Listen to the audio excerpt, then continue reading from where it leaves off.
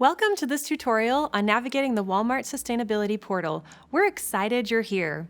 Your Walmart Sustainability Portal account is your one-stop shop to manage participation and reporting for Walmart's major sustainability initiatives. All suppliers can create a portal account, and having one is an important part of your sustainability journey with Walmart. To access the Sustainability Portal, the first thing you need to do is to visit the Walmart Sustainability Hub. If you're not familiar with the Hub, take a moment to explore the resources that have been assembled specifically for suppliers on the sustainability topics and programs most important to Walmart. So where is this portal? There are two ways to access the sign-in page for your Walmart Sustainability Portal account: Account Sign-In or Join Project Gigaton. To create a new Sustainability Portal account, you'll need a Retail Link account. If you're not sure what Retail Link is or need to find out your vendor number, ask your company's sales team. You can set up a Retail Link account or reset your password here. New Retail Link accounts are approved by your company's Retail Link administrator, not Walmart. If you are having issues with your Retail Link account or resetting your password, you should contact Supplier Services. Once you have a Retail Link account set up, you can start to create a new Sustainability Portal account or sign into an existing one by clicking here. When you create a new account, you start by entering your contact and user details. Any alternative names or brands your company might be known by should be listed here. Next, unless you want to be the only person managing your portal account, you should add additional users to your account. You can add unlimited users when you sign up as long as the users have a Retail Link account. If you don't add other users right now, you can always do it later. The next page is where you enter your vendor details. Start by selecting a retail market, which is the country the store you sell to operates in. Then enter your 6-digit vendor number for that market and select your store type.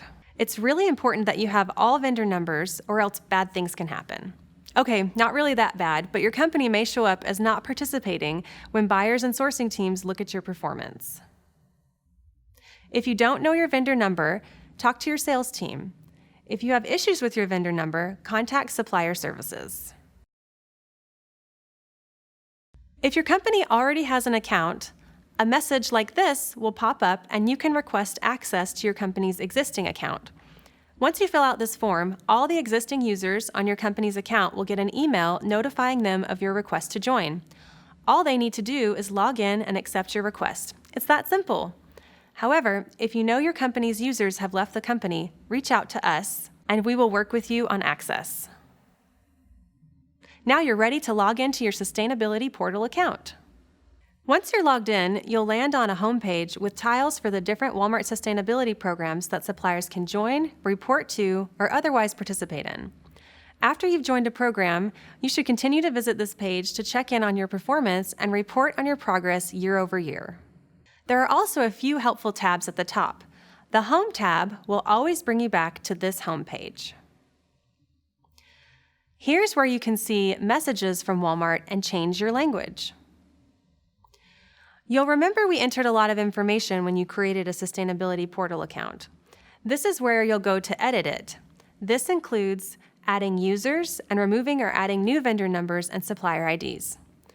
Editing information like this keeps your sustainability account up to date, especially if you divest or acquire a company or if members of your team move positions. Each tile for each program will look very similar. Let's look at the Project Gigaton tile as an example.